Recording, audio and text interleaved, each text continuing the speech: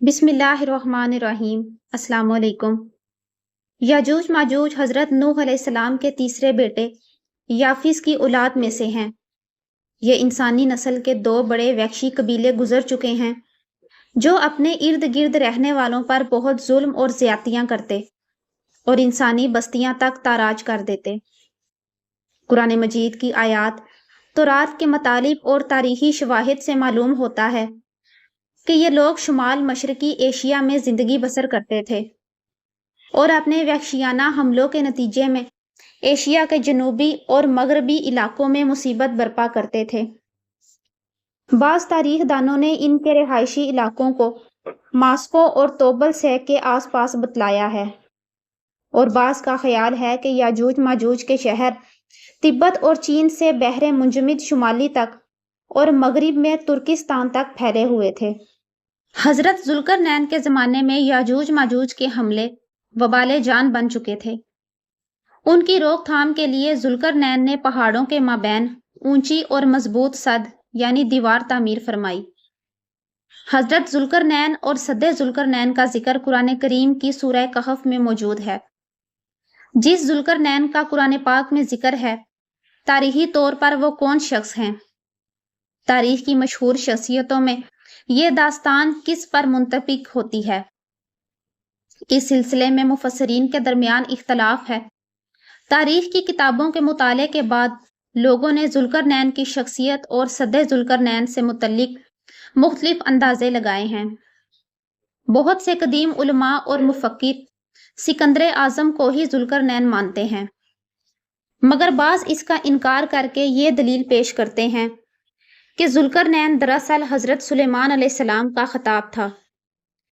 جدید زمانے کے کچھ مفسر و مفکر ذوالقرنین کو قدیم ایرانی بادشاہ سائرس کورش اعظم کا دوسرا نام قرار دیتے ہیں، اور یہ نسبتاً زیادہ قرین قیاس ہے، مگر بہرحال ابھی تک یقین کے ساتھ کسی شخصیت کو اس کا مصداق نہیں ٹھہرایا جا سکتا۔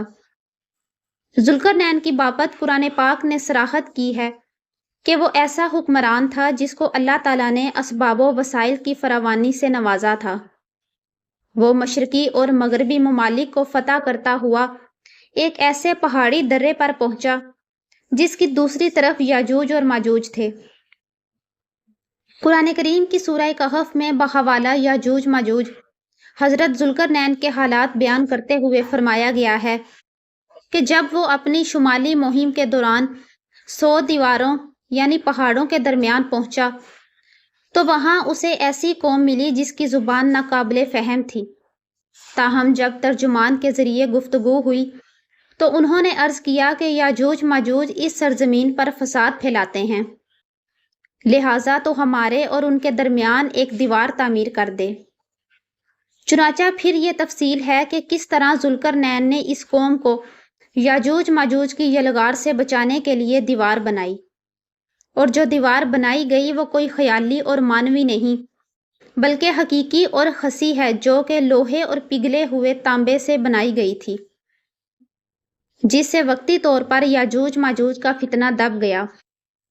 جب یہ دیوار تعمیر ہو گئی تو ذوالقرنین نے اللہ کا شکر ادا کیا جس نے یہ دیوار بنانے اور لوگوں کو آئے دن کی پریشانیوں سے نجات دلانے کی توفیق بخشی، مگر ساتھ ہی لوگوں کو یہ بھی بتا دیا کہ یہ دیوار اگرچہ بہت مضبوط اور مستحکم ہے مگر یہ لازوال نہیں، جو چیز بھی بنی ہے بالآخر فنا ہونے والی ہے، اور جب میرے رب کا وعدہ کا وقت قریب آئے گا تو وہ اس کو پیوند خاک کر دے گا، اور میرے رب کا وعدہ برحق ہے۔ رہی یہ بات کہ سد ذوالقرنین کہاں واقع ہے، تو اس میں بھی اختلافات ہیں، کیونکہ آج تک ایسی 5 دیواریں معلوم ہو چکی ہیں جو مختلف بادشاہوں نے مختلف علاقوں میں مختلف ادوار میں جنگجو قوموں کے حملوں سے بچاؤ کی خاطر بنوائی تھی۔ ان میں سے سب سے زیادہ مشہور دیوار چین ہے، جس کی لمبائی کا اندازہ 1200 میل سے لے کر 1500 میل تک کیا گیا ہے اور اب تک موجود ہے، لیکن واضح رہے کہ دیوار چین لوہے اور تانبے سے بنی ہوئی نہیں، اور نہ وہ کسی چھوٹے کوہستانی درے میں ہے، وہ ایک عام مسالے سے بنی ہوئی دیوار ہے۔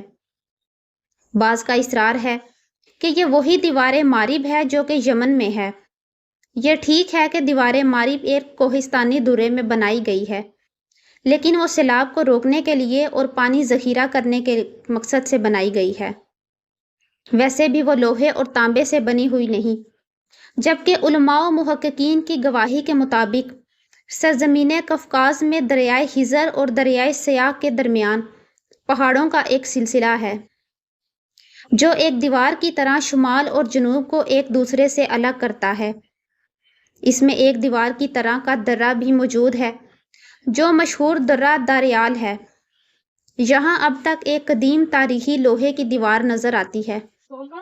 اسی بنا پر بہت سے لوگوں کا نظریہ ہے کہ دیوار ذوالقرنین یہی ہے، اگرچہ سد ذوالقرنین بڑی مضبوط بنائی گئی ہے، جس کے اوپر چڑھ کر یا اس میں سوراخ کر یاجوج ماجوج کا ادھر آنا ممکن نہیں۔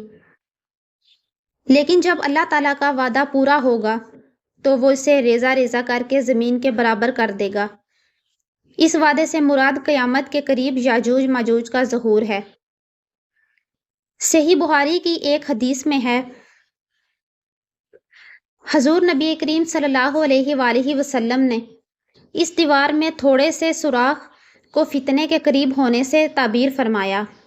ایک اور حدیث میں آتا ہے کہ یاجوج ماجوج ہر روز اس دیوار کو کھودتے ہیں اور پھر کل کے لیے چھوڑ دیتے ہیں، لیکن جب اللہ کی مشیت ان کے خروج کی ہوگی تو پھر وہ کہیں گے انشاءاللہ اس کو کھودیں گے، اور پھر دوسرے دن وہ اس سے نکلنے میں کامیاب ہو جائیں گے اور زمین میں فساد پھیلائیں گے، یعنی انسانوں کو بھی کھانے سے گریز نہیں کریں گے۔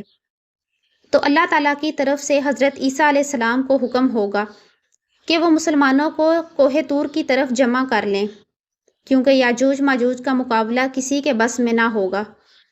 حضرت عیسیٰ علیہ السلام اور ان کے ساتھی اس وقت ایسی جگہ کھڑے ہوں گے جہاں غذا کی سخت قلت ہوگی۔ پھر لوگوں کی درخواست پر حضرت عیسیٰ علیہ السلام یاجوج ماجوج کے لیے بد دعا فرمائیں گے، پس اللہ تعالیٰ ان کی گردنوں اور کانوں میں کیڑا پیدا کر دے گا، جو بعد میں پھوڑا بن جائے گا، جس کے پھٹنے سے یہ ہلاک ہونا شروع ہو جائیں گے، سب کے سب مر جائیں گے۔ ان کی لاشوں سے ایک بالشت زمین بھی خالی نہ ہوگی، اور ہر طرف ان کی لاشوں کی گندی بو پھیل جائے گی۔ پھر حضرت عیسیٰ ابن مریم علیہ السلام دعا کریں گے تو اللہ تعالیٰ اونٹ کی گردن کے برابر پرندے بھیجیں گے، جو ان کی لاشوں کو اٹھا کر جانے کہاں پھینک دیں گے۔ پھر ایک بارش ہوگی جس سے کل زمین صاف شفاف ہو جائے گی، ہر طرف ہریالی اور خوشحالی ہوگی۔ صحیح مسلم میں نواس بن سمان کی روایت میں صراحت ہے کہ یاجوج ماجوج کا ظہور حضرت عیسیٰ علیہ السلام کے نزول کے بعد ان کی موجودگی میں ہوگا، جس سے ان مفسرین کی تردید ہو جاتی ہے جو کہتے ہیں کہ تاتاریوں کا مسلمانوں پر حملہ، یا منگول ترک جن میں سے چنگیز خان بھی تھا، یا روسی اور چینی قومیں، یہی یاجوج و ماجوج ہیں جن کا ظہور ہو چکا، یا مغربی قومیں ان کا مصداق ہیں کہ پوری دنیا میں ان کا غلبہ و تسلط ہے۔ یہ سب باتیں غلط ہیں، کیونکہ یاجوج ماجوج کے غلبے سے سیاسی غلبہ مراد نہیں، بلکہ قتل و غارت گیری اور شر و فساد کا وہ عارضی غلبہ ہے جس کا مقابلہ کرنے کی طاقت مسلگی، تاہم پھر وبائی مرض سے سب کے سب آنے واحد میں لقمہ اجل بن جائیں گے۔